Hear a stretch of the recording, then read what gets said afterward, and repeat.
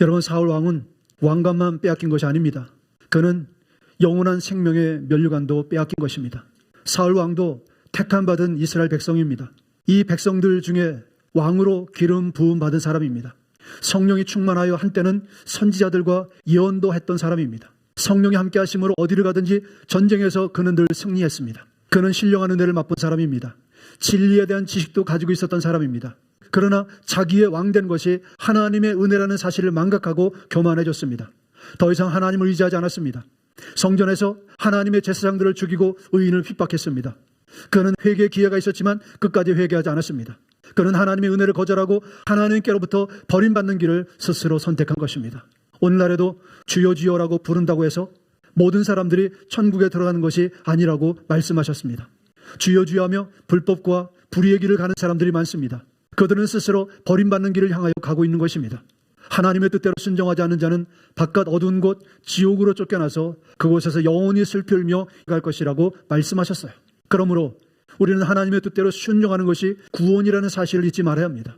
구원은 예수님을 입으로만 주여 주여 하는 것이 구원이 아니라 하나님의 뜻대로 순종하는 것이 구원입니다.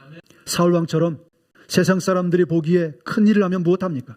주님께서 나는 너를 도무지 알지 못한다라고 말씀하시면 지난날에 이 땅에서의 영광이 다 무슨 소용이 있겠습니까? 차라리 거지 나사로와 같이 살지언정 우리는 영생을 얻는 자가 되어야 합니다. 거지 나사로와 같이 세상 사람들이 알아주지 않고 멸시를 받고 천하게 여김 받을지라도 주님께서 기억해 주신다면 우리는 그 길을 선택해야 합니다. 그 길은 좁은 길입니다. 그 길은 험한 길입니다.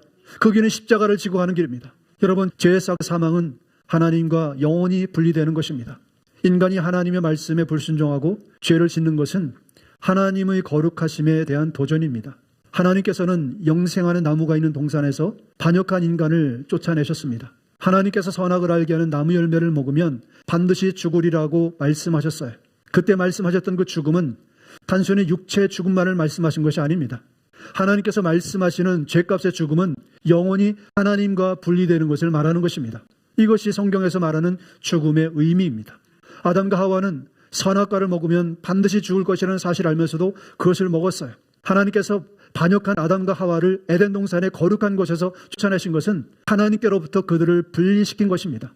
하나님과 분리되는 것이 죄의 싹슨 죽음이라는 의미입니다.